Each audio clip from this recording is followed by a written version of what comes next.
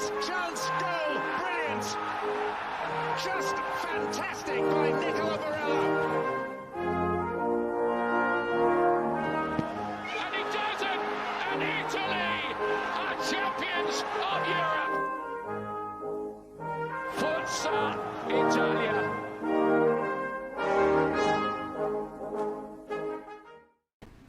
Ciao ragazzi, and welcome to another edition of Serie Sitdown, World Football Index's podcast where you can get your culture to go. I'm Frank Crivello. He's Richard Carmen. Ciao, Richard. Ciao, Frank. How are we doing on this Sunday evening, huh? For us, it's a nice little early slot again, huh? I like it. We're here nice and early this time around.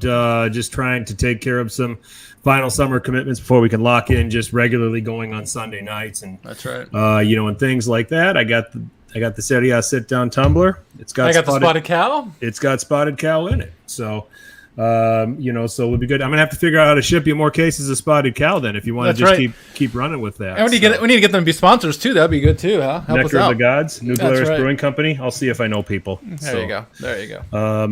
So we'll see what happens with that.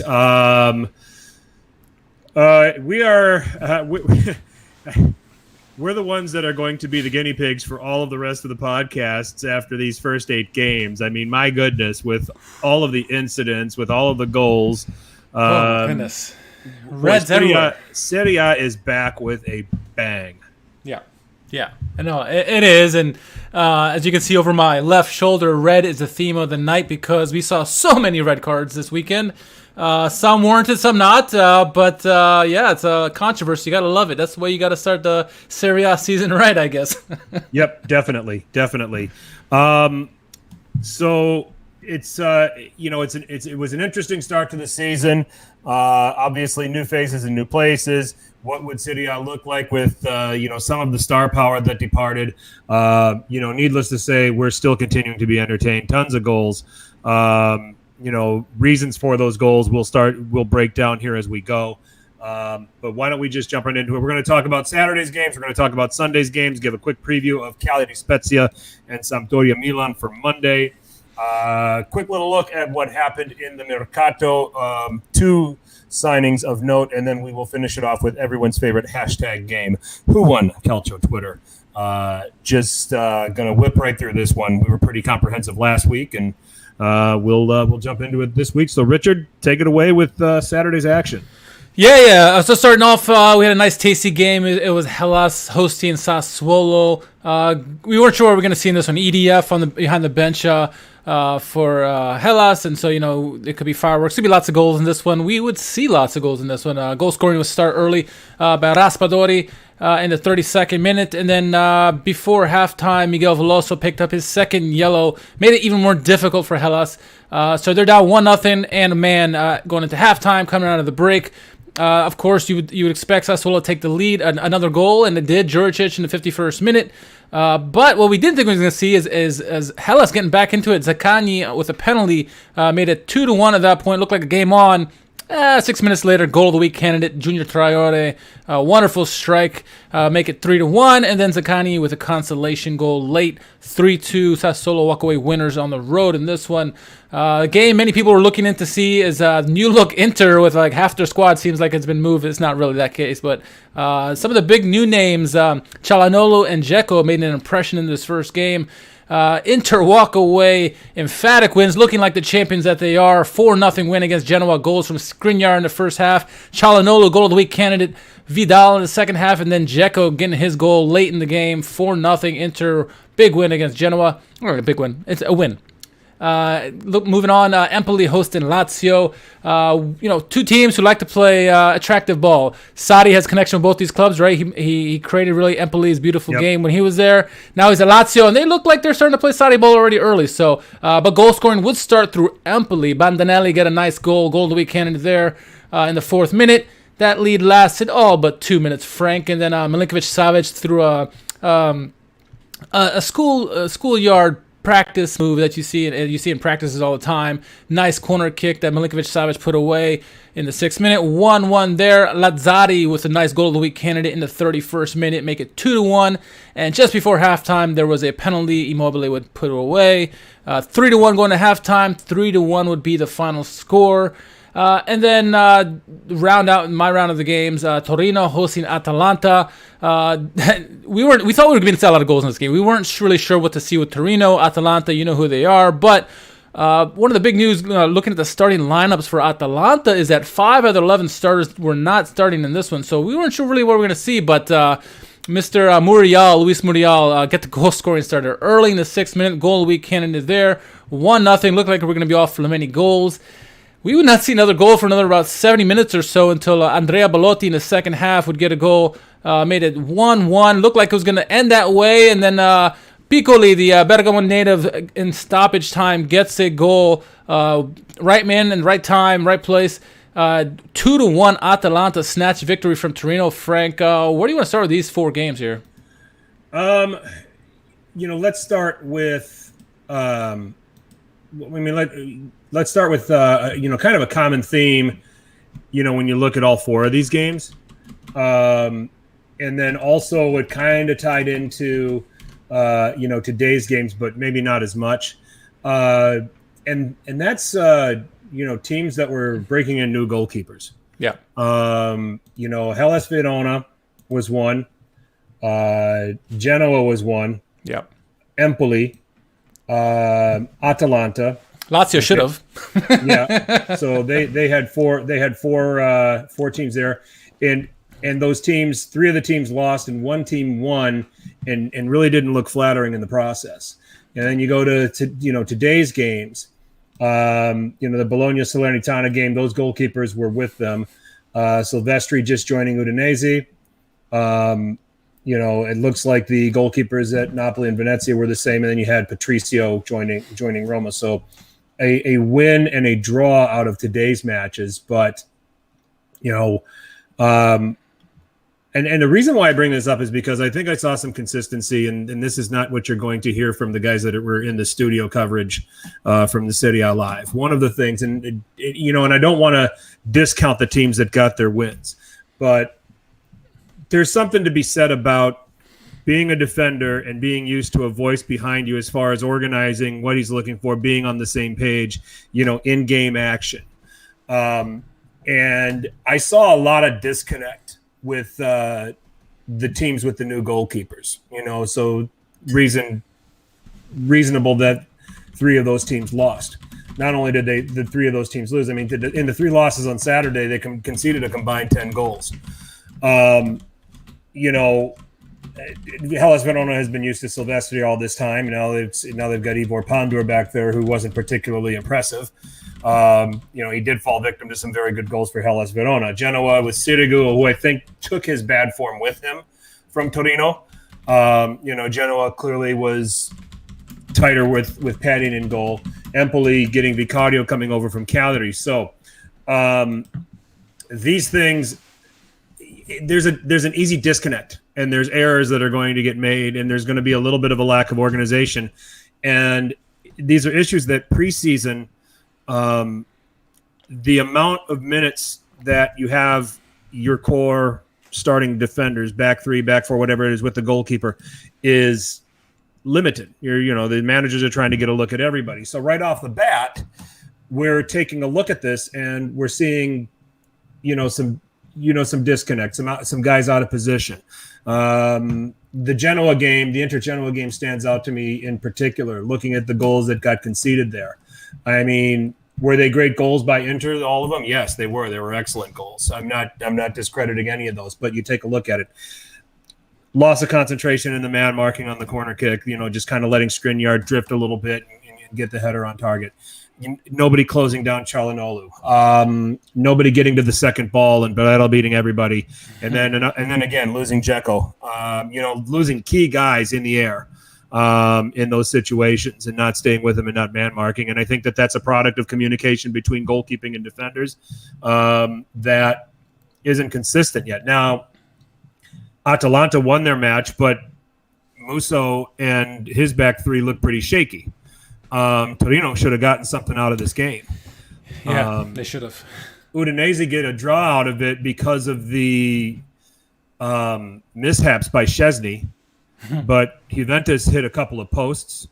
Really, Juventus could have ran away with this game. I think that the Morata hit a post, and I believe there was a shot from distance that hit a post. Dybala had one, I think, too. Yes, and I think that in a sense, Rui Patricio got a little lucky here because Fiorentina had to play for long periods of time down a man with the Dragowski straight red. So you see some disconnect, and in those moments, you're going to get some easy goals. You're going to get some easy chances getting created because of that. So who out of these groups fixed this? I think Atalanta is best suited to do so. Juan Musso is an excellent shot stopper. And I think it will take a little bit of time without Romero back there. But I think with the way they reinforced in those positions, I think that they're best equipped of these teams that broke in a new goalkeeper this weekend. Genoa, I have concerns with. Ballardini wants to play a counterattacking style. They had 40% possession in this game, and I think that a large part of their success was because of the performances of Perin last season. And Sirigu at this stage of his career just isn't where Perin can be. No. So you got to look at it, a couple of different ways. We can be really impressed and we can fawn over some of these performances, and we should.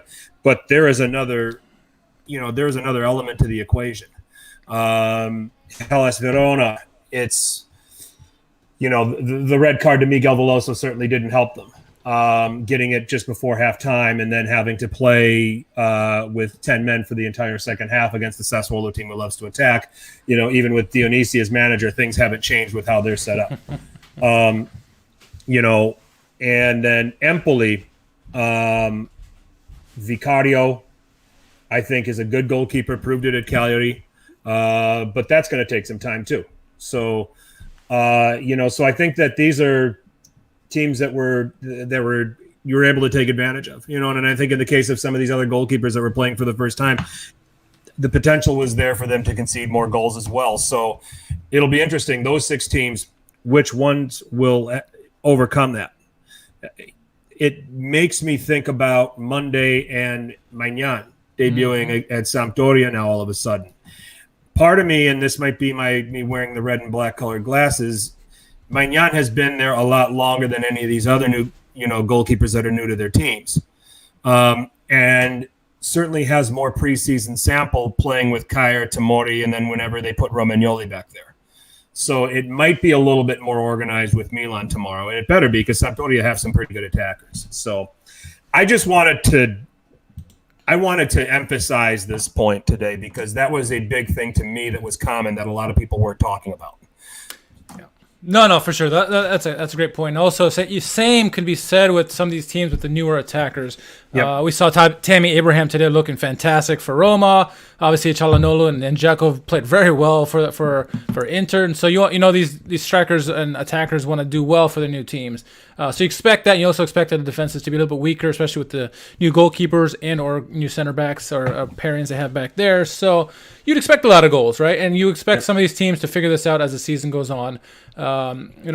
Udinese, they got a new keeper, and I'm sure they're going to get better with some of their mishaps. Maybe you would hope for their sake at least, right? But Torino, Atalanta, and some of these other teams that you mentioned, I expect them to get better. I do, and honestly, some of these, we saw Lazio come out playing very well in terms of the Sarri ball, and that's only the first game. So I'm excited to see what that potential could be like for Lazio and their fans. But yeah, overall, it was a very entertaining first weekend. Still, four more games to talk about from Sunday, and then obviously the games on Monday. But in terms of Saturday, lots of goals, and they wouldn't stop going into Sunday, would they? But we'll get into this Sunday. I mean, a couple more things I want to bring up. I was impressed with Empoli. I thought they were, for their first Serie A game and having to play an outfit like Lazio, and having the having to deal with that right off the bat. I thought they played pretty well. I think that the result was fair. I think that 3 points to Lazio was definitely deserved, but this is what you get with Aurelio Andreazzoli. They're going to attack. They're going to come at you. I in particular, if we like to try to start talking about, names that we want to take a look at.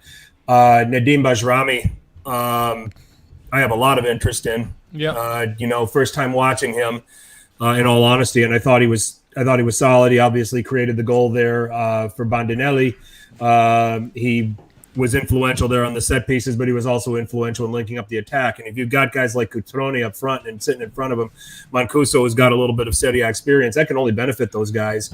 So we'll see as time goes on how that will look. I like what I saw from him today.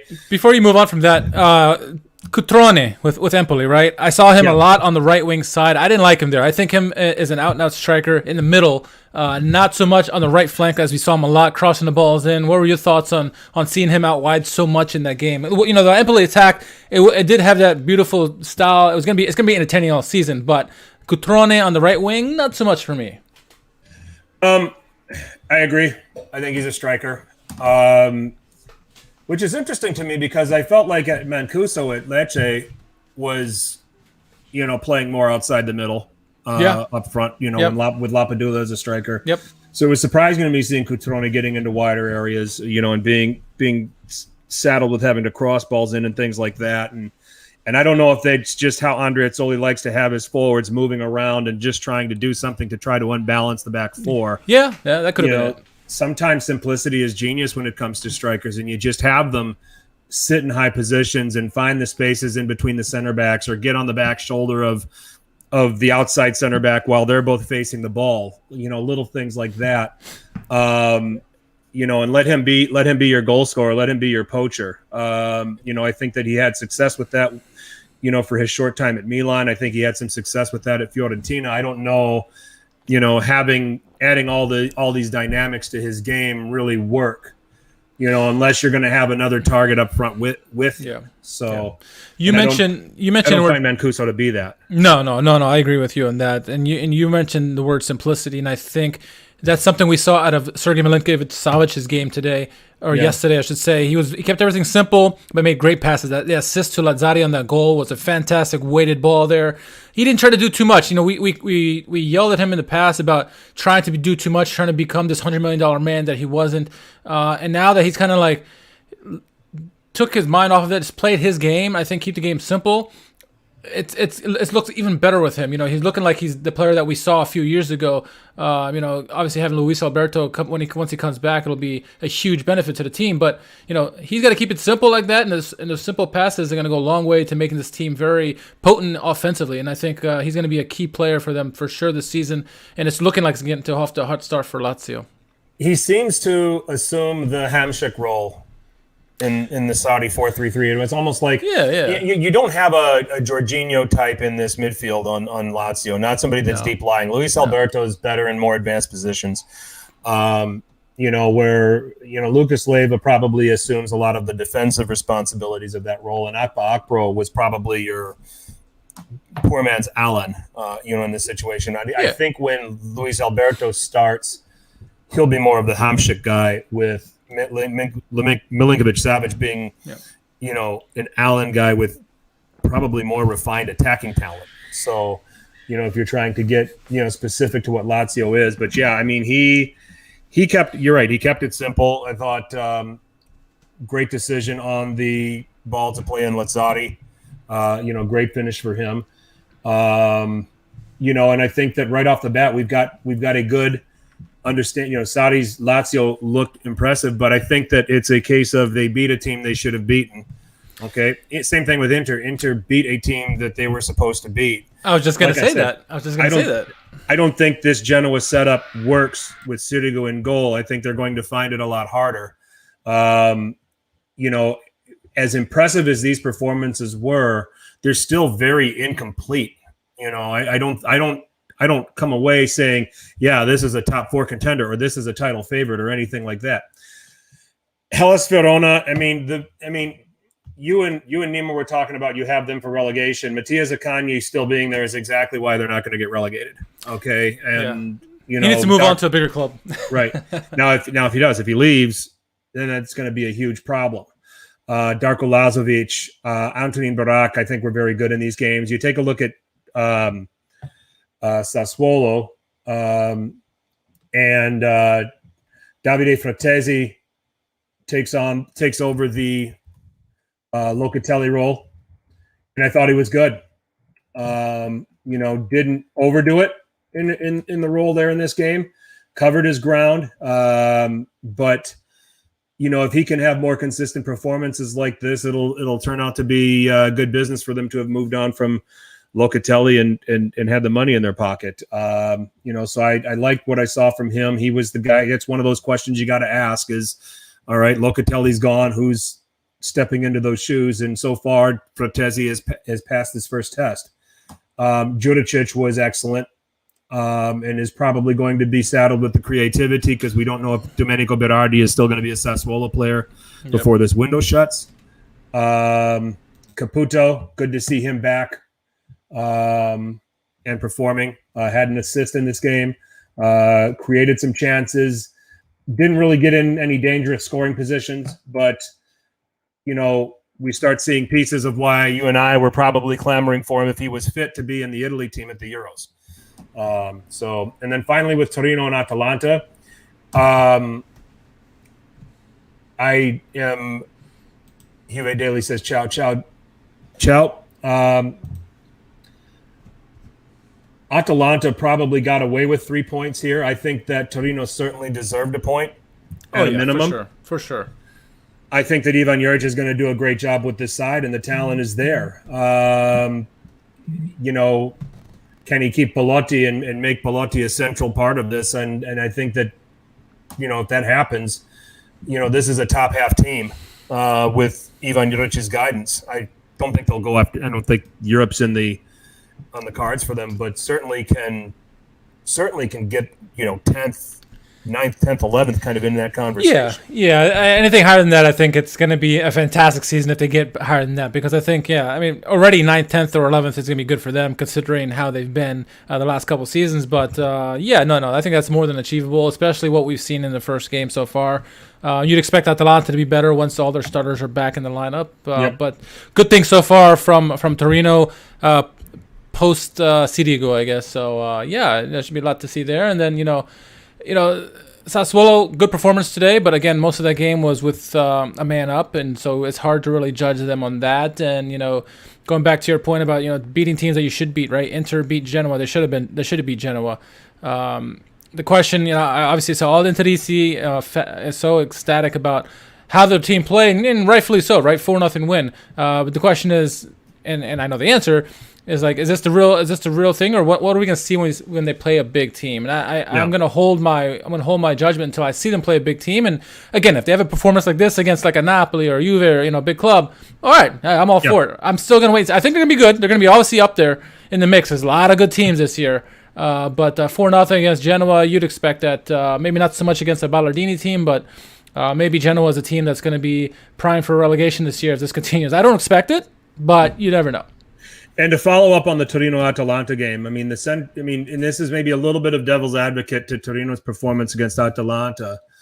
They lost. They should have gotten a point out of it. But the starting center midfield for Atalanta was Mario Pasalic and Matteo Pessina. Okay, not Freuler and Derone. Yep. Where you've seen Pasalic maybe deputize in that role from time to time. He's usually more of an advanced guy. Pessina's usually more of an advanced guy. Atalanta won't look this disorganized. No. I think the formation and I think the team lineup forced them to look this way.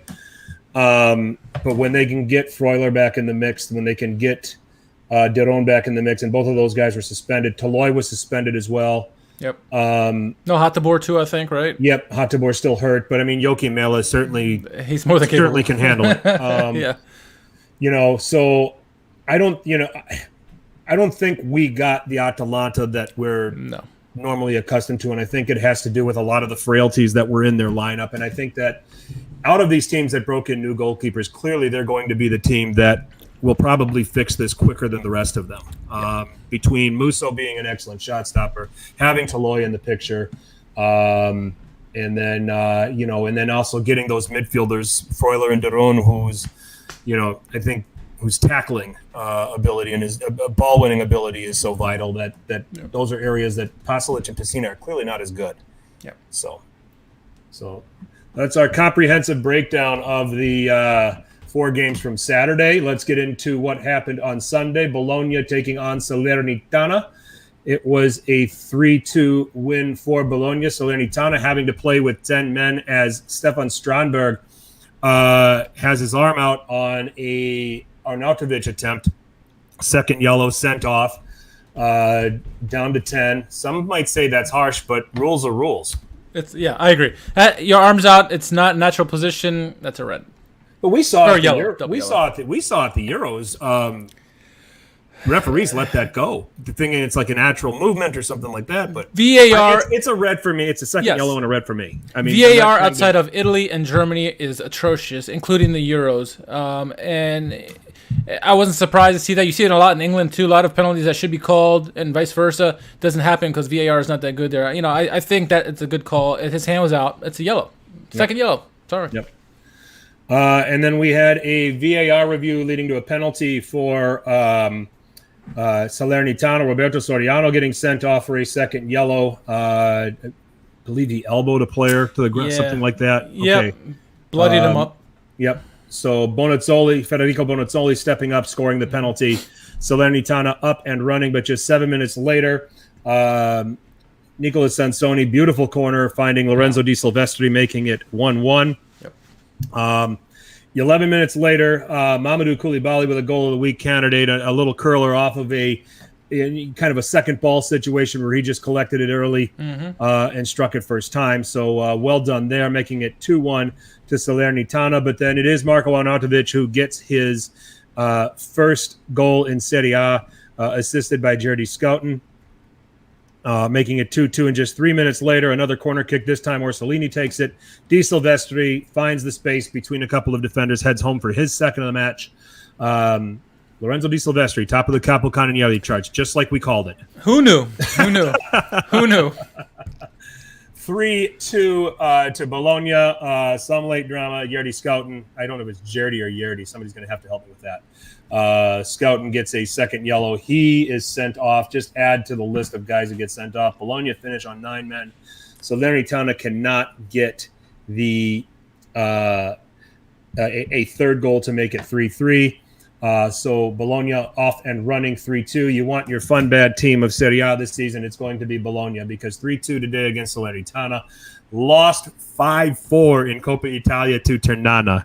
And they played a solid enough lineup too. So our fun bad team right off the bat, we're pretty sure is going to be Bologna. If you're a neutral and got no other, if you have to watch a Serie A game, make sure Bologna is playing in it. There's going to be some goals. That's just the way it's shaking out this year. If you have to watch it, it makes it sound like it's so bad. It sounds like me now. All right, Max Allegri 2.0 at Juventus, kicking off at the Dacia against Udinese. And right off the bat, he'd have something to celebrate as Paulo Dybala scoring on just a near post glancing shot with his left foot, played in by Bentancur. Beautiful. I'll highlight the run by Morata to set that up. He makes a run just not even around the goal mouth, and Udinese defenders are still stupid enough to go with him. Before you get into that, the big news before going to this game was Ronaldo not starting. Did you think it was as big a deal as everyone else is making it out to be? Probably not. I mean, I don't know. I mean, when something like that happens, you're just gonna, all kinds of speculation is going on, I'm one of those that if somebody breaks it and if it's on the club's website or something like that he's going to be leaving, or we're looking to sell him, or any of this other stuff, then yeah, okay. Yeah. But I didn't read anything into it. I think Allegri made a decision not to start him, and he went with the team that he went with. So 23 minutes in, Dybala with a long-range pass to Juan Cuadrado, who ends up needing to do a little bit of work, but nonetheless puts it away. And on 23 minutes, Juve are off and running, up 2-0. Had chances to make it 3-0 before halftime. Couldn't quite do it. And then in the 51st minute, a Roberto Pereira penalty, making it 2-1 to Juve. This was after some nice 1-2 work with Udinese freeing up Arsenal. The shot was, I mean, quite frankly, Szczesny botched this whole thing. Szczesny botched this whole game. Yeah, from not being able to collect the shot to then going after the rebound, fouling Arslan in the penalty area. It was a clear as day penalty, gets booked for it. Pereira makes the penalty. And in the 51st minute, it is 2-1. And then Szczesny initially put on a nice little move on Deulofeu, but then his pass seemed to find Stefano Okaka. It actually kind of hits him.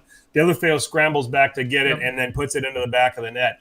They had to go and review this to see if they considered Deulofeu in an offside position. Oh, okay. And I think the ruling here was that there wasn't intent on the part of Okaka to play the ball to Deulofeu. It was one where it inadvertently deflected off of him.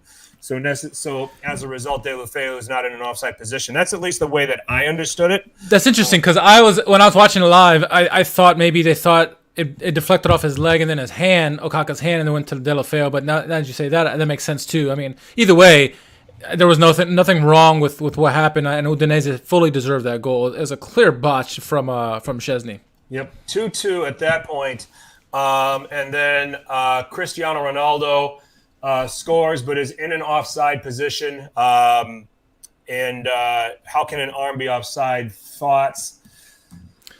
I think there was a little more than his arm in an offside position, and I think that's what tipped it. This is difficult for me, right? One, I have the striker's mentality, and I think anything level or close to level should be towards the striker. I hate that hands and shoulders are called offsides. If it's your foot, okay, I get it, or your head, but you can't score with your arm. That was standing. There were so many of these close calls this weekend. Yeah, and none of them, it wasn't consistent.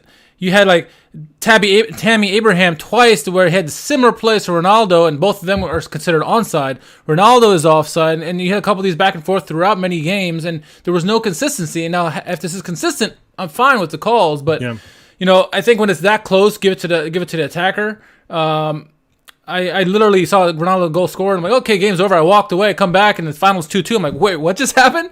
Yeah. And then I watched replay. I'm like, how is that offsides? And it's tight, and I get it both ways.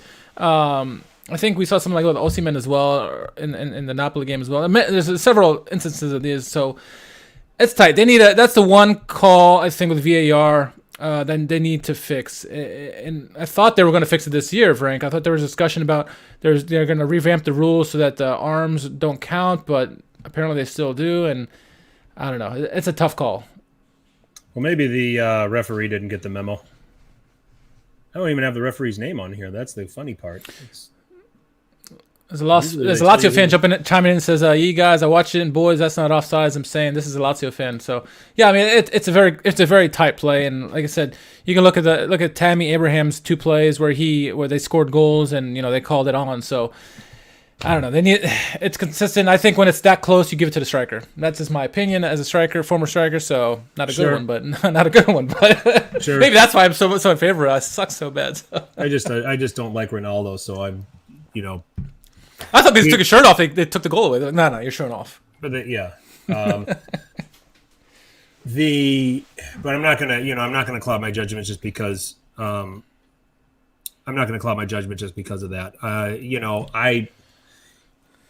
There's some people saying yes, it was offside. Some people saying no. I mean, it depends on your tastes, and everybody perceives things differently too. By definition, I guess technically yes, but I don't think it was offsides. And right. Right. But Juventus had plenty of chances prior to this to close this out. They hit several posts in this game. I think you talked about it. Woodwork got a nice little workout. Murata in particular, I think. How many times did he hit the woodwork? How many times is he offside? Just the once. But Juve. Boys, my little brother is a Juve fan, and he cried so much. Damn, I haven't shown my son. He didn't. Your son's a Juve fan, right? Yeah, but I didn't show him that. I didn't show him that part of the highlights. I think I turned it off just before that because I was actually looking for it, and I was like, when did this happen? And I look at the game notes here and see that it happened late. Yeah. So anyway, 2-2 there, but again, another game. Udinese breaking in a new goalkeeper, probably getting a little fortunate to come out of there with a draw. But anyway, we move on. Napoli 2, Venezia 0. Victor Osimhen behaving very badly. That's another one where I thought that was a harsh red. No, it's not harsh. You don't think can't. so? You can't swing at guys like that. I mean, no matter how much the contact's getting to you, he shouldn't have done that. He shouldn't have done that. Period. Right. Yeah. That's violent conduct. That's malicious intent to injure a player, and it's a bad retaliation, and it's a red card. And people that are going to come out here to Osimhen's defense, that's rules are rules. So. And I hate it. I picked him as Capo Canonieri. I was trying to figure out how to get off that pick, and I couldn't.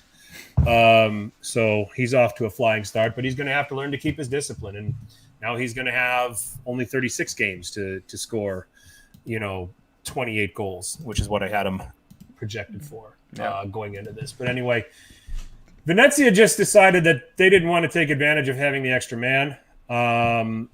And it was evident. I mean, Napoli probably could have beaten Venezia on 9 men right now, the way this game went. Venezia had no interest in wanting the ball. They just decided, even a man down, we're going to take our chances on counters. And you got a ton of experience back there with Koulibaly and Manolas who have seen that before. You have, players like Lobotka and Ruiz who can also help to diffuse that. So I would have liked to have seen Venezia try to take advantage of their man-up situation that they had, but they didn't. A penalty on a handball on Ceccaroni, leading to a Lorenzo Insigne penalty. He actually missed a penalty in the 57th minute, but comes good in the 62nd and makes it. And then Herving Lozano comes on 71st minute as a substitute, makes an immediate impact, had a big role in Eljif Elmas's goal to put Napoli ahead, 2-0. Still no interest in any kind of attacking from Venezia after that. I guess they probably went back and celebrated, hey, we didn't get beat as badly as we probably should have. So they're not going to stay in the league that long if they play like that. Sure. 2-0 there. And then finally, Jose Mourinho back in our lives in Serie A, debuting at Roma, hosting Fiorentina. Speaking of rushes of blood to the head, none bigger than Dragovski's coming out on Tammy Abraham. No, that's red. It's red every single time it happens. Goalkeepers come out of their penalty area to try to challenge forwards that are far faster than them to a free ball. Bad things are going to happen. Okay, I agree about that. But here's so it doesn't happen. It doesn't get called every time. In the Juve game, and maybe Juventus bias. The rules are different for you. But in both situations, the strikers were going away from goal, not towards the goal, and the rules stay. And I think Bonetti even said it, wonderfully. It was like it wasn't a direct play out in goal; it was going away from goal, and that's why it should have been a yellow, not a red. And that's why I saw it. Either way, Dragowski took a gamble and failed miserably. Yeah, I mean, Juve fans, by the way, we have a lot of fun with this. We talked about, it's just something we give you guys jabs about. We're not. I don't know how serious we are about it. Yeah. I was serious about it for about 6 months, and now I just say it out of amusement. So now it's Inter's turn. What's that? Now it's Inter's turn. Yeah, but Inter doesn't get any privileges. No. So. No. But anyway, so just shortly after that, I mean, Tammy Abraham had his fingerprints all over this first half. All game, yeah.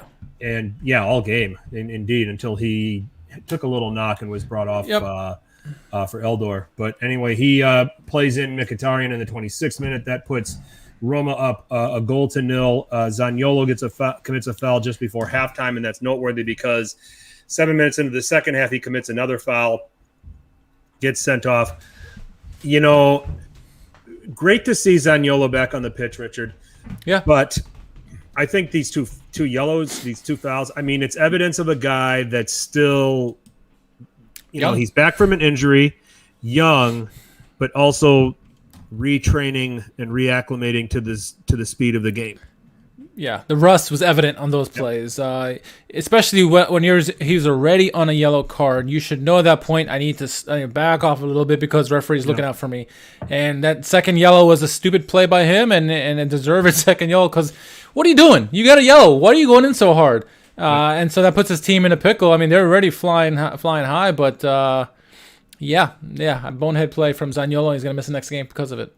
Is some of that on Mourinho? I mean, but here's why I say this. Mourinho's going to say, but it's similar to Balotelli several years ago when he had him. You know what I mean? What I thought about was he's going to do what he's going to do. I'm sure he said something to him at halftime, like he did Balotelli. What did he say? Who did he tell that story to? Pedro Pinto. He told that story to. Yeah. And he said Mario was the only center forward I took with me to this game. He said, Mario, you got a yellow card before after. Mario, you're my only center forward. I can't change you.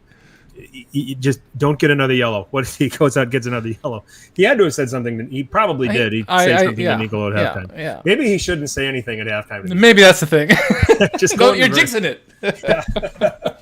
So, just go in reverse. Oh my God. But Fiorentina would pull one back in the 60th minute. Pulgar to Nikola Milenkovic. Yep. In the 60th minute. Yeah. Okay. So Rui Patricio wins, and I'm harping on this theme about new goalkeepers. But where are you going to get goals against new goalkeepers that are new to their team? Set pieces like this. Yep. So. 1-1. I mean, Rui Patricio was excellent. He made 7 saves in this game. Yeah. Evident of the talent that he has and why he was brought over from Wolves. But this was short-lived. 4 minutes later, Jordan Veretout from Tammy Abraham, and classic of Veretout to not celebrate, against his former team. And then Veretout would put it away in the 79th minute. This time, Shomurodov plays him in. It was a lovely pass by Shomurodov, by the way. Him and Tammy, they're going to be so good for Roma. Mm-hmm. Big Ross AA. Tammy was offside because his arm was offside for the second goal. Guys, look at it again. As always, Roma cheats.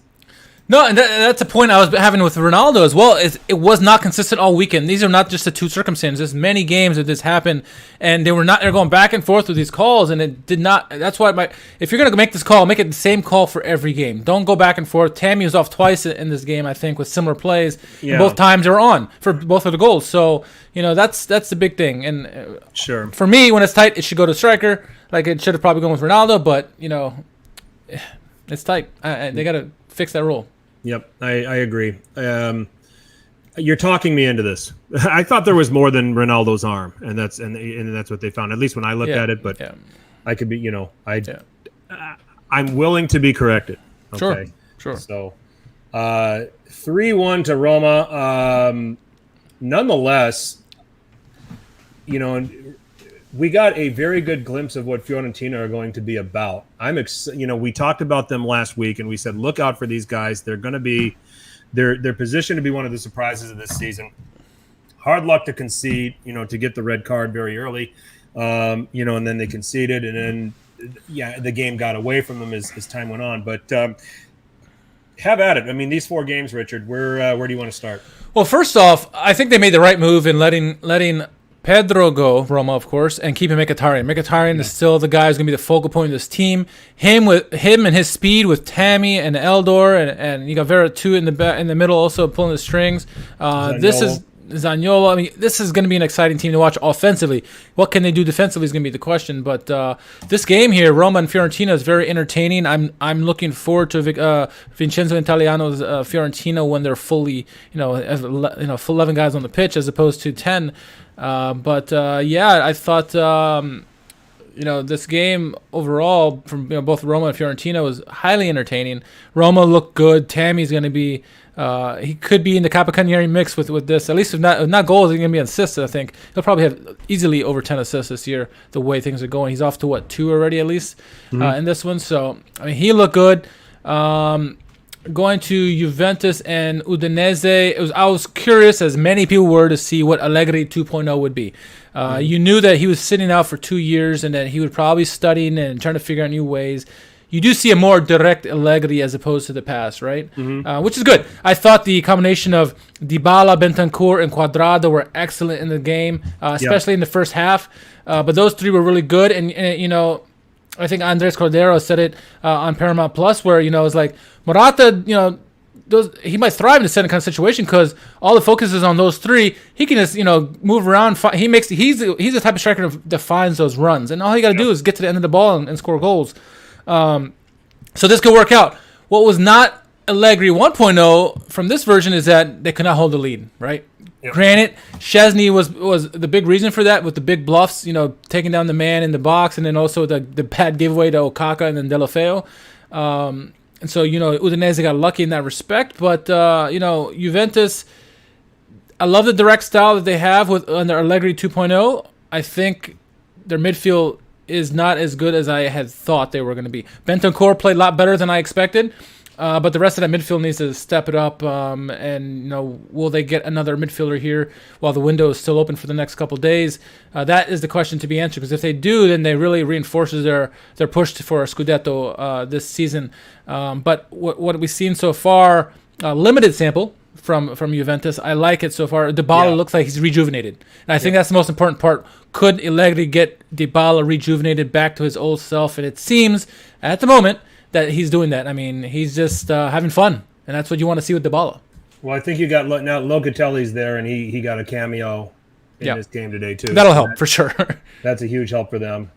So that'll add some depth to their midfield.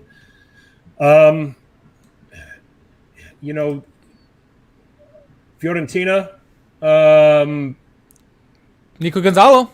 I like him. I like him. I thought he had a great game today. Him and Vlahovic look like they're going to be magic together this season. Yeah, I mean, the biggest thing with Gonzalez is that he doesn't, there wasn't a wow factor from a statistical standpoint, but he got fouled 6 times. I mean, he's tricky, and he gets into some positions. He moves well with the ball, and many glancing headers towards Vlahovic. It's a set play they've been doing, obviously, and that's going to lead to goals for Vlahovic. He should have scored in the one play where he had a weak shot on the goalkeeper.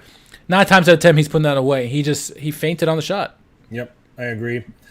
Other players that caught your attention from the Sunday games, guys that we should probably get on the hype train now before everybody else does. We've been talking about Nico Gonzalez now for a couple of weeks. Yeah. I mentioned Bajrami from Empoli as a guy that I want to continue to watch.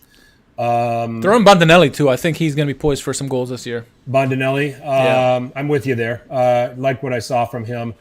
I'm going to go with the wingbacks for Salernitana. I like what I saw out of both Ruggeri and Catrita.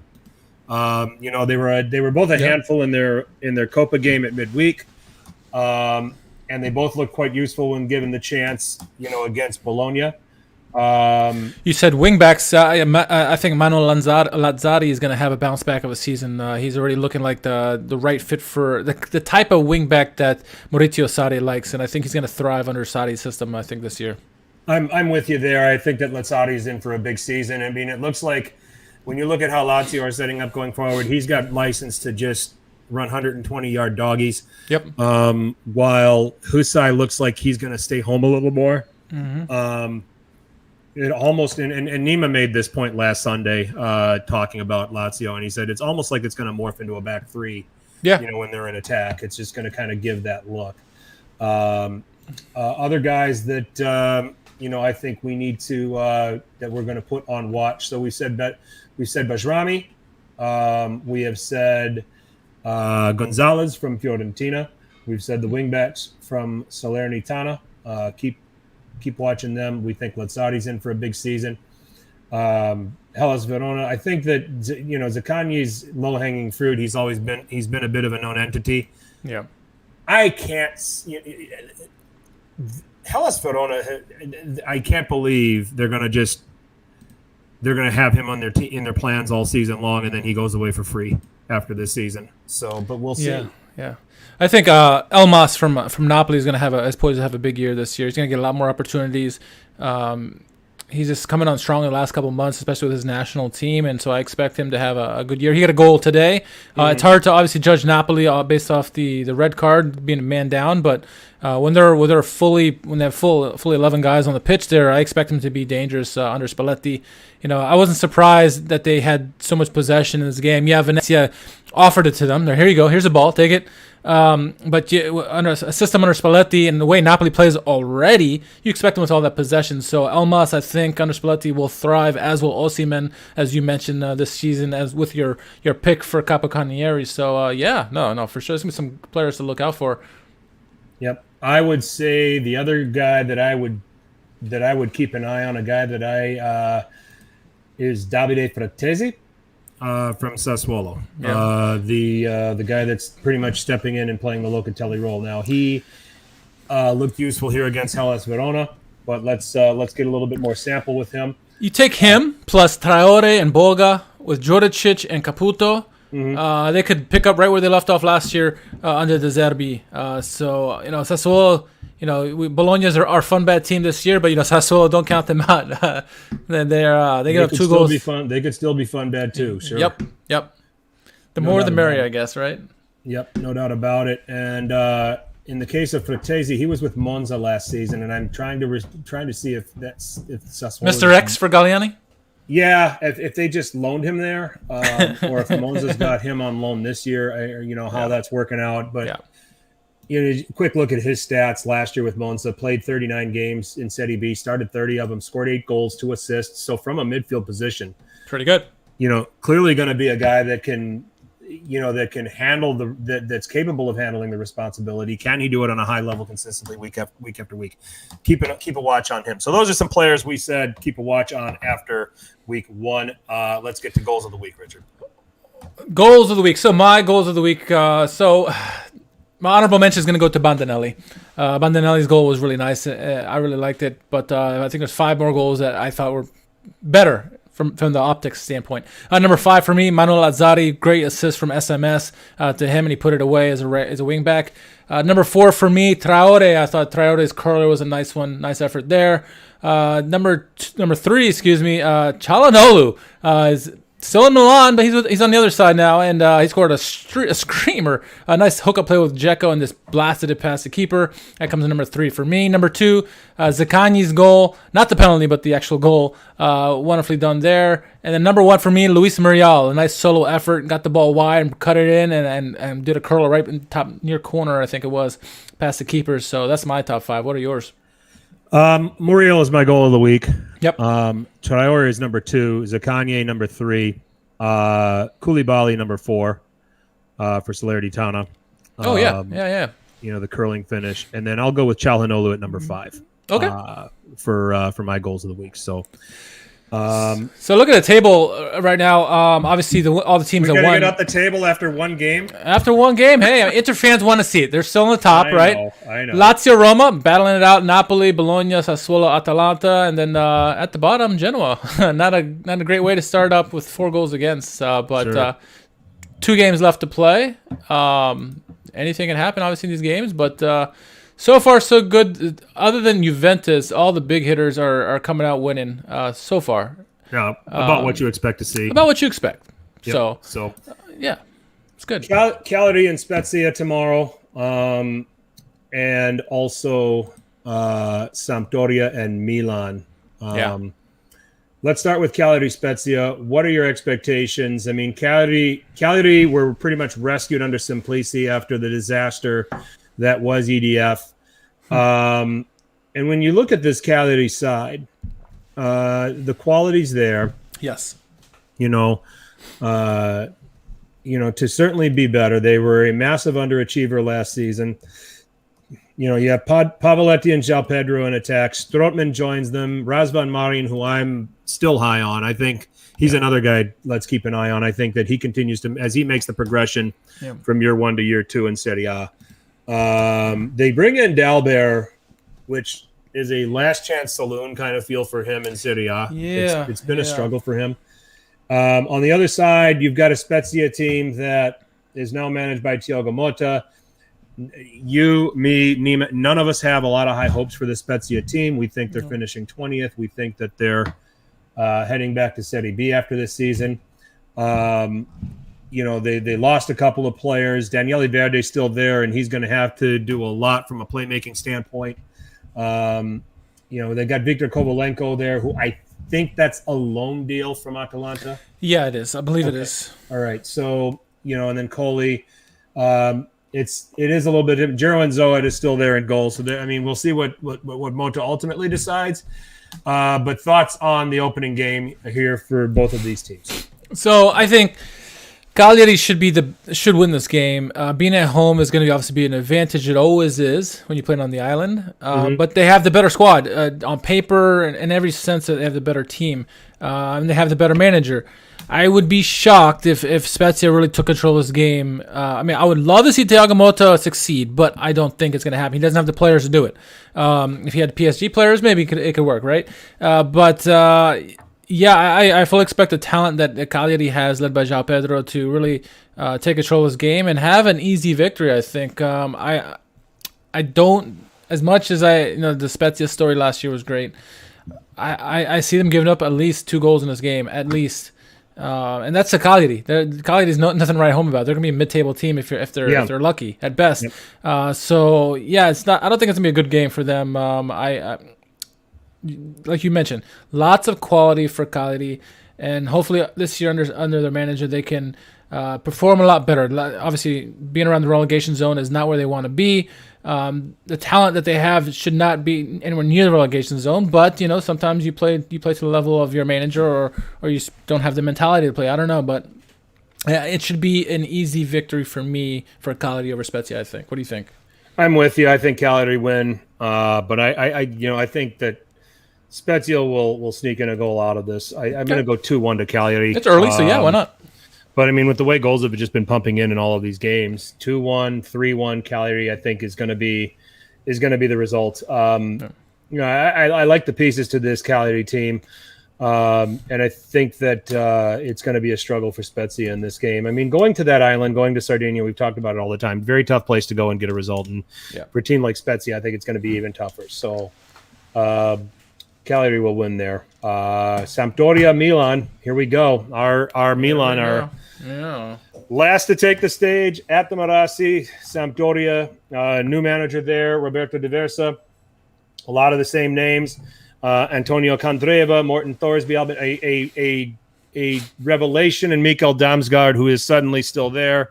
The Denmark international, who had a fantastic Euro, stepping up. Yes, he did. When Christian Eriksen, tragically went down. You've got Fabio Quagliarella and Manolo Gabbiadini, bags of experience in attack.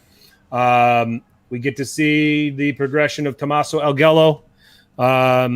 Was decent for Samp last season. Against the Milan side now that is spearheaded. Oh, go ahead. Isn't Torregrosso and Lagomino also at Sampdoria now? Didn't they pick them up as well? Where do they go? Grosso, yes. Yeah, they're both them. Then they're both at the same place. So yes, they're both Sampdoria. If not, Lagomina is still at Empoli. So we'd have to look into that. Against Milan, who Zlatan's out injured, Kessi's out injured. Olivier Giroud will make his Serie A debut tomorrow. That should be pretty clear. Yep. Matteo Bonetti alluded to this on Paramount Plus. Time to see. Okay, Brahim Diaz, your table is ready. How good are you? Sandro Tonali, same thing. I'll say that. How good are you? It's your time to step up. And we'll see. Mike Maignan stepping in for Gigio Donnarumma. So many changes at this Milan team that finished second in Serie A last season. What should we expect between these two sides? I think the Sampdoria squad is much improved than they were last year.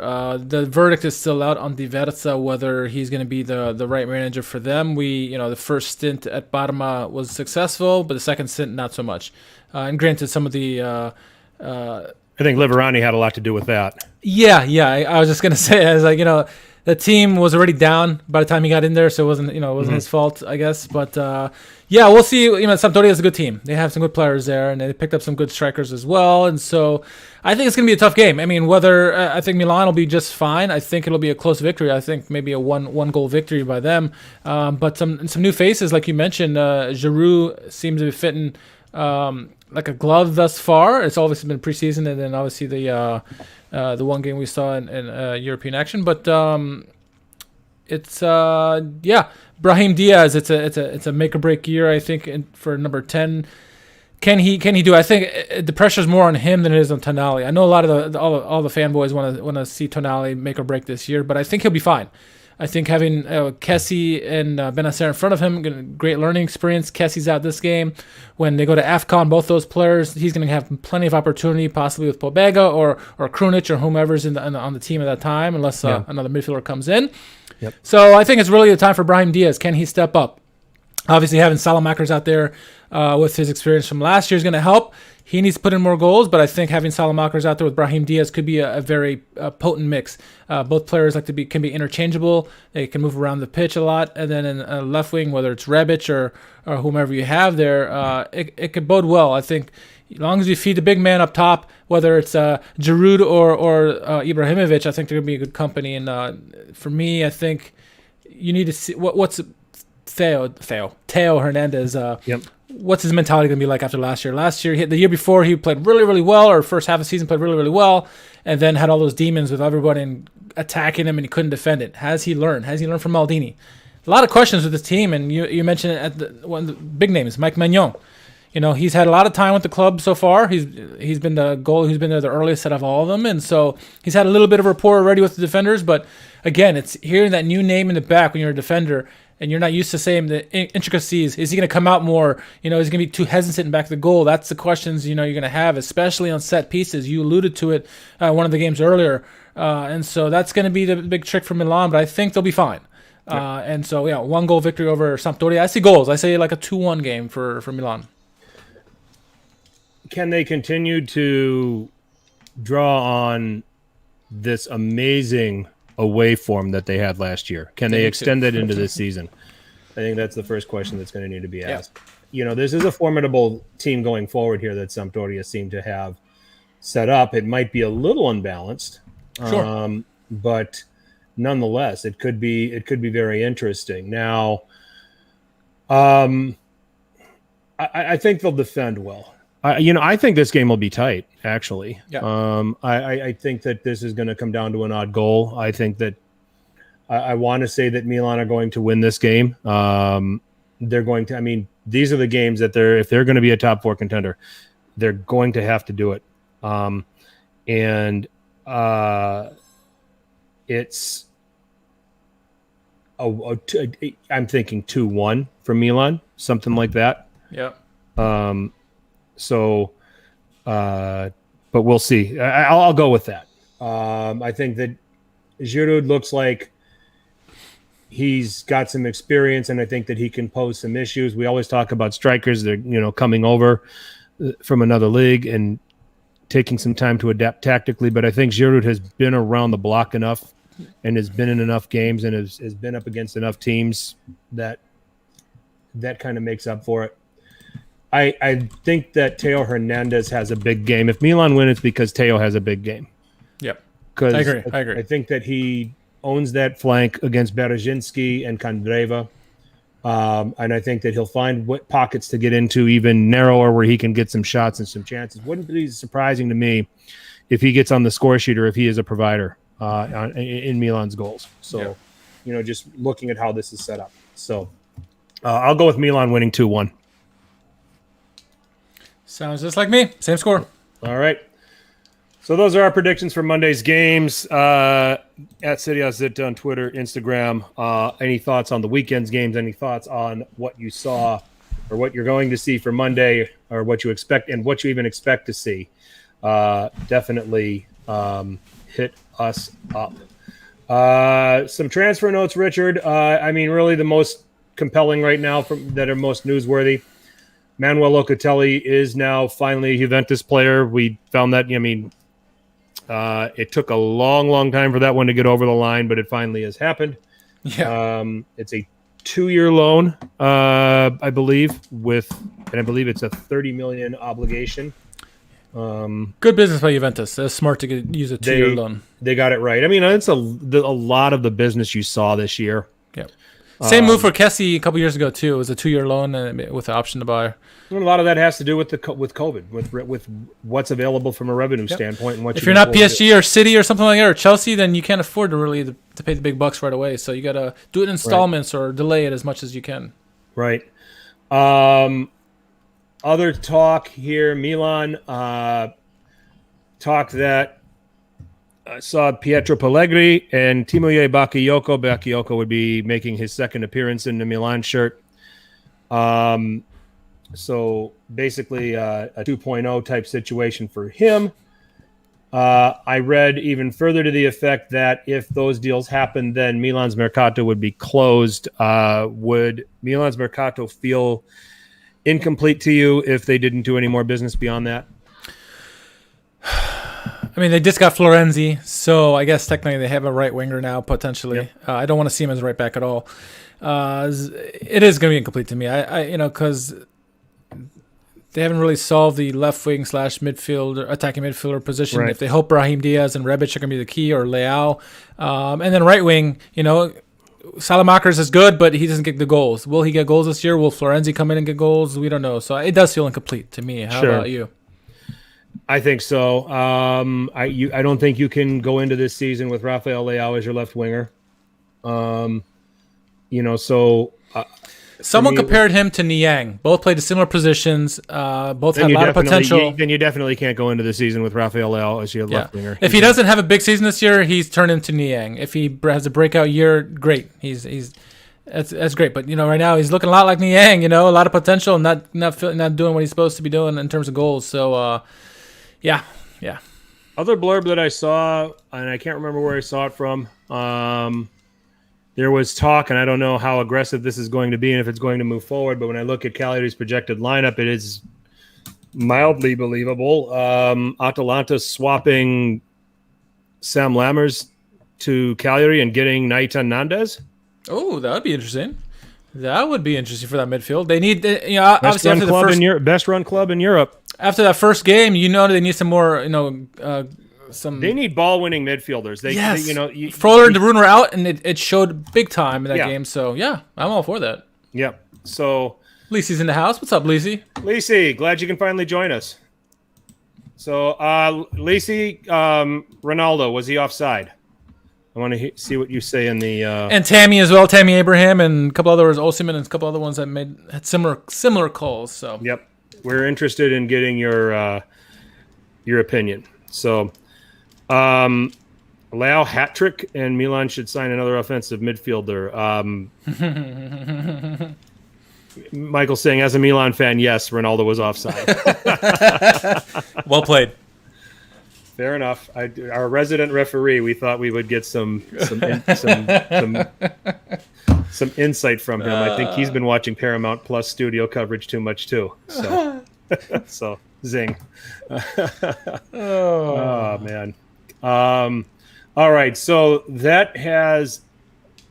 Otherwise, man, that was awfully close. Okay. So, all right. So he's in the camp of really, really close. So, just a summary about this call. The rule is, at least it was last year, and we were told it's going to change, but it hasn't looked like it has. Is that any part of your body that's offside is off? That means you're off. Arm, shoulder, whatever, knee, you're offside. I heard that they were supposed to change that to anything that you could score a goal with, your head or your legs. That was offside. Then they would call arms would not count. But obviously, through this first weekend, at least in Serie A. That hasn't been the case. Now, maybe this is only going to be effective in England, or it doesn't make sense if it's only effective in one place. So, right. It just takes, I guess, some weeks to get the kinks out. I don't know. Yep. It's too close. Yep, too close. All right. So those are but we talked about the transfers. We talked about everything that we saw here on Match Week 1. There was plenty to talk about. Previewed Monday's action. So let's get on with it. Let's move on to the world's most famous hashtag game. Who won Calcio Twitter? Richard, lead us off. So this was started off. Semper Inter said, first word that comes to mind when you think of Conte. And Alex Dono says, wig.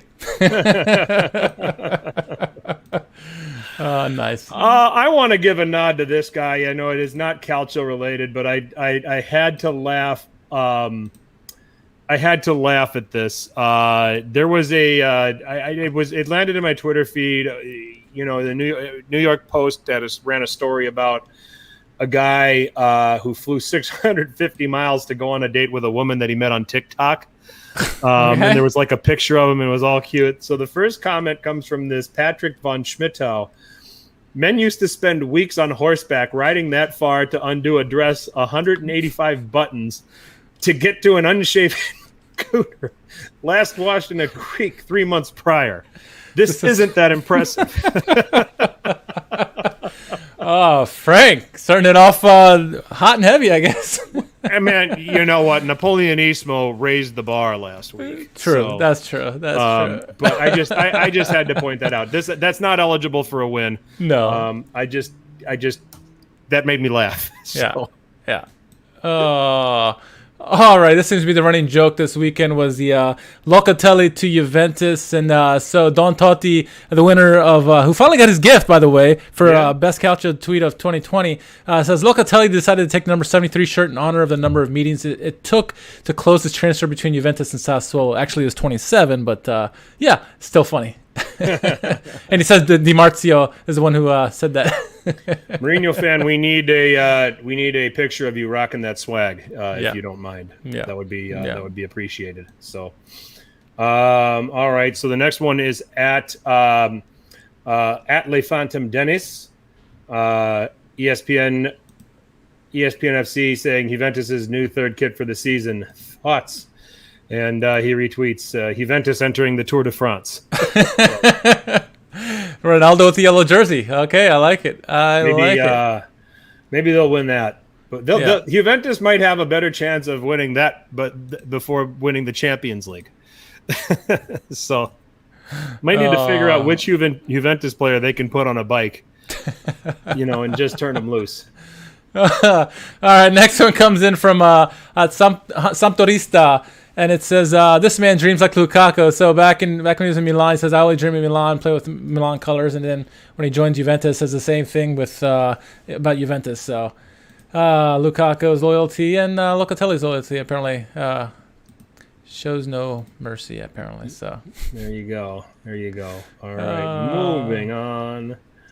All right, there's the swag. All right, at Don Totti, pictures with you in the gear would be appreciated. So just let us know.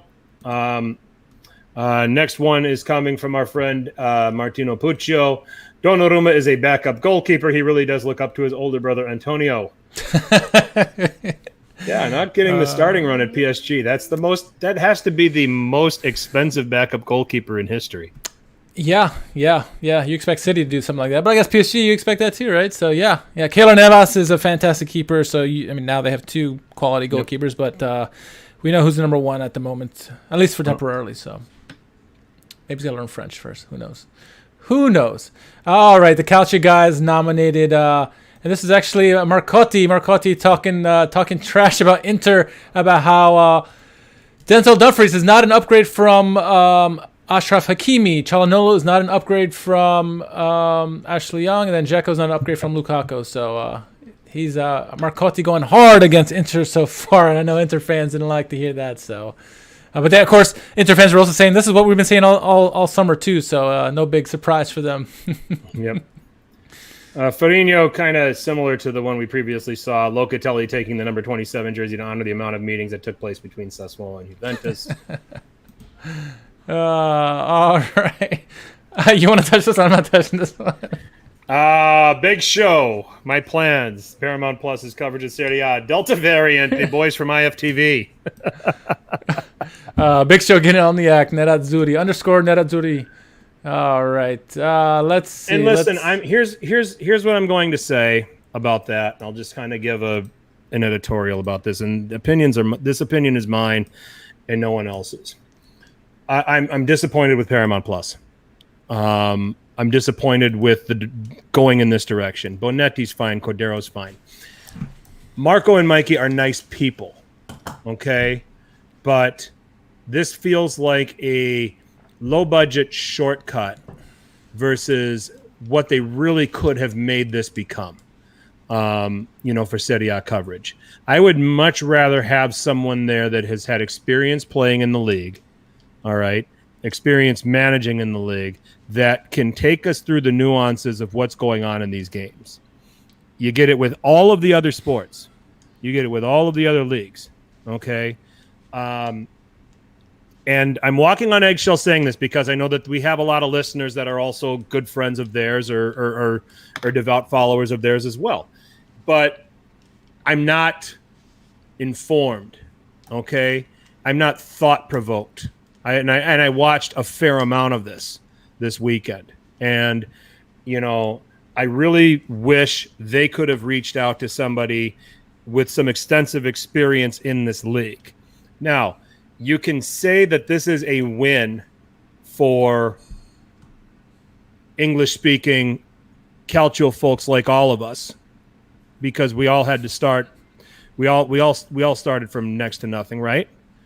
And in this case they did, and God, and God bless them. But I don't like the fit. Okay, I don't like the fit, and I'm not trying to trash Marco. But who would want to get Paramount Plus for bad NFL teams like Washington and Green Bay? Thank you, Steven. He knows that we support both those teams. I support the Steelers. Well, I support Green Bay when they don't play the Steelers. So. Steven Brandt in the show. Love it. So that's really the point I'm trying to make, is that, we departed from ESPN.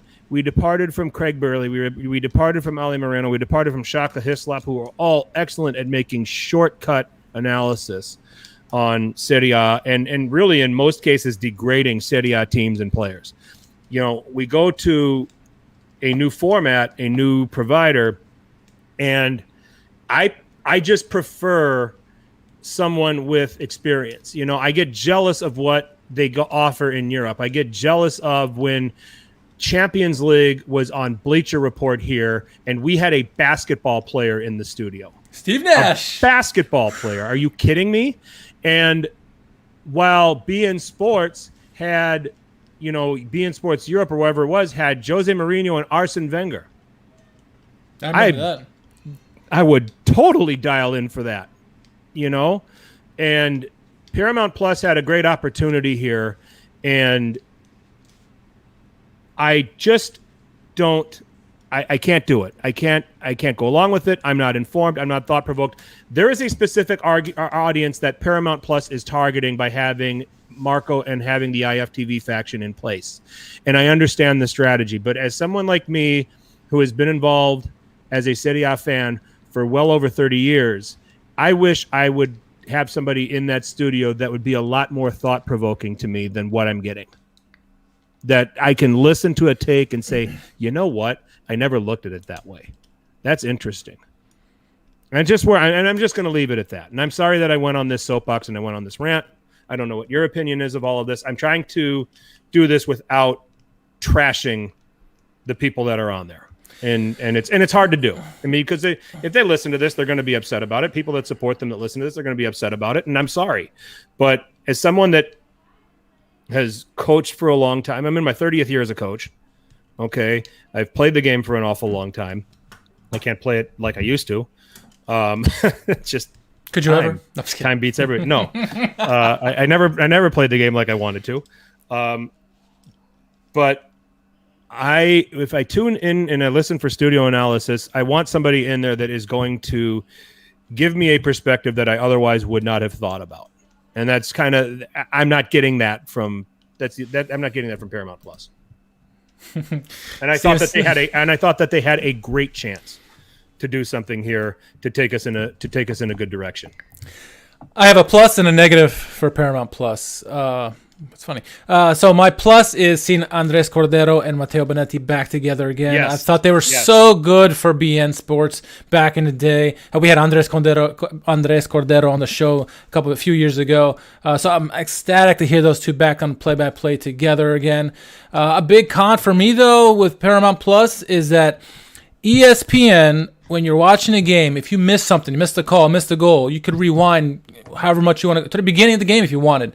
Paramount Plus, which we saw with Champions League last year, you cannot rewind. It's live. That's it. Yeah. And that pisses me off because that's a problem. Today in 2 games, both the Napoli game and the Fiorentina game, I turned away for a second. Something happens, and I didn't get to see what happened, and that drives me up the wall. It's the small things that go a long way, and I think having the ability to rewind last year with ESPN went a long way. You can watch the game on delay if you wanted to, and they need to do better on their uploads of the game once they come to an end. But otherwise, yeah, it's early to see, but I'm happy to see Cordero and Bonetti back together again. So.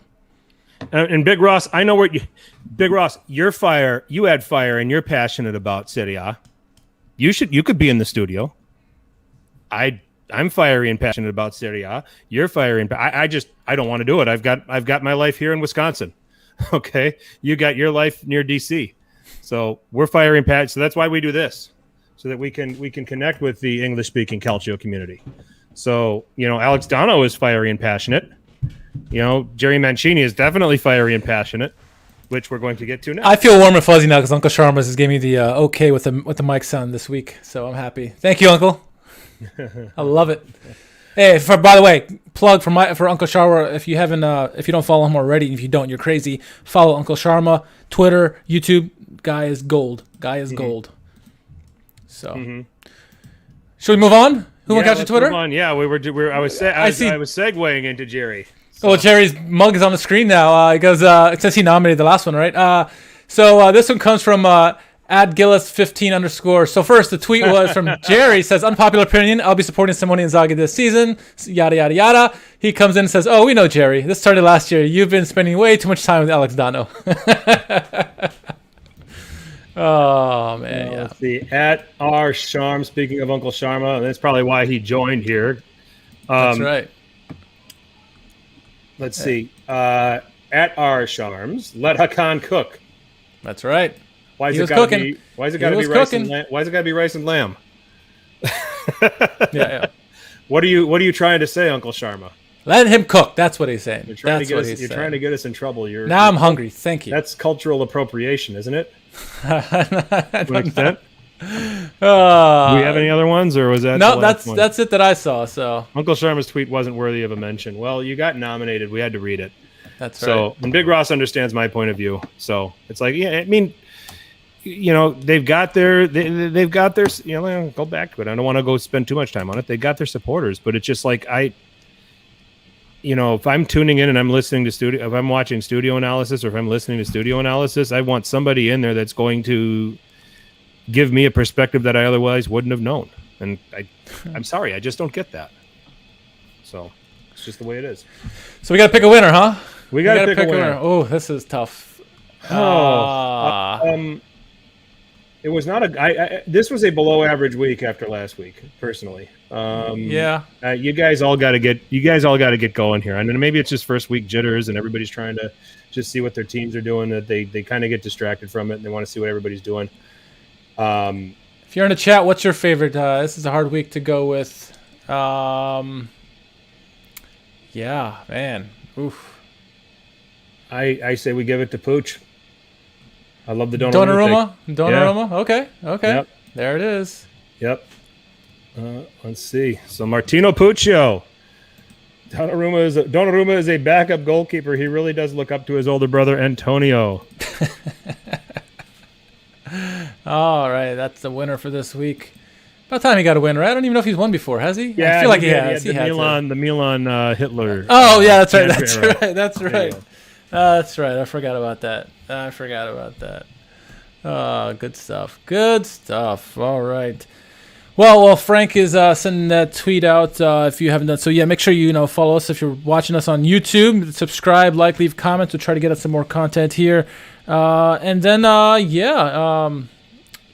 big week ahead. That was an exciting first bunch of games that we had here. 2 more games next week, or tomorrow, I should say. And then we're getting closer, Frank, to episode 200 here. It's just around the corner. We're at 197 right now. So getting so close, we should do something for this. 3 to go. September 12th. You already got the date down. You're excited about 200. We just have to figure out what the hell we're going to do. Yeah. So 6 years in, it's been a long ride. It is. It's been a long ride. We've had a lot of fun with it. We'll continue to have a lot of fun with it. So, yeah. But we're working on some things right now. We'll come up with a final format and have a great time with it, and definitely get we want to get many, many people involved, because there are a lot of people that have come on, have been guests, have contributed, have given us a lot of insight and helped us be better, and how we think about Serie A, how we cover Serie A, and how we how we offer our opinions. So, so all of that certainly is definite. So, but we got a few weeks. We're just going to put a bow on this one for now. Richard, shameless plug. Excuse me as I belch here. Yeah, you can follow me at R_KHARMAN, and make sure you give us a follow on everywhere on social media and where our podcasts are played. So, yep. I am at FTC_21, as you can see by my screen name here on the video. I got this wonderful tumbler. It looks beautiful. From teespring.com. I bought it. And I got my Calcio to Go t-shirt from Teespring. A bunch of swag that you can get with the Serie Sitdown logo on it. So go ahead and, give them a nod and check them out. I don't think we have any promos going on with them. We should connect with them and see if they're willing to do something. There you go. That's where you can get the Caicedo Greater Than Immobile t-shirt if you're interested in that. Do you have that? I do have that. And Jerry has it as well. I'm not wearing it right now, but yeah, we got that for Jerry. So, so you got that. You got tumblers, you got mugs, just anything you can throw the Serie Sit Down logo on. Certainly go ahead, knock yourselves out. So, Serie Sit Down, we have our own channel on Apple Podcasts, SoundCloud. We can be found on Stitcher, Spotify, iHeartRadio, wherever podcasts are played. You can find Serie Sit Down at Serie Sit Down on Twitter or Instagram. Any comments, questions, thoughts? Want to bash what I had to say about Paramount Plus? Take your shot. And Facebook, we're also around there. We usually pop up some things there from time to time. And that's it for the social media. So we talked last week. We said, no, we're not going to do Tinder. It'll attract the wrong audience. So, maybe, but we should probably now look into OnlyFans. That's right. Now that all of the adult film people have to go away. Well, then where's the business for us then? No, never mind. Never mind. Oh, that's just a thought. So enjoy Monday's games. We'll also have the Champions League draw on Thursday. So next week we'll have a breakdown on how the 4 Serie A teams fared with their group positions, and also we'll have some Europa League. And then I don't know if Roma cares about this Conference League or not. I don't even remember how they did. Did they win? They won. Eldor got the goal. Eldor got the goal. Okay, so they're probably going to be in this Conference League. I'm still it's too much to keep track of. Can I just keep it at Champions League and Europa League? Not this year. All right. Well, we tried. All right. So we'll be back at you next Sunday night. So here live on the YouTube channel will probably be any more appropriate evening time where more people can watch us. If those of you that checked in with us during your Sunday dinner, thank you very much. Chat, plenty of you in there. Thank you very much for your comments. And we will be back next Sunday night to recap Match Day 2, Champions League draw, who won Calcio, Twitter, and other stuff. So for Richard, I'm Frank. As always, be sure to tell your paisans about us. Ciao.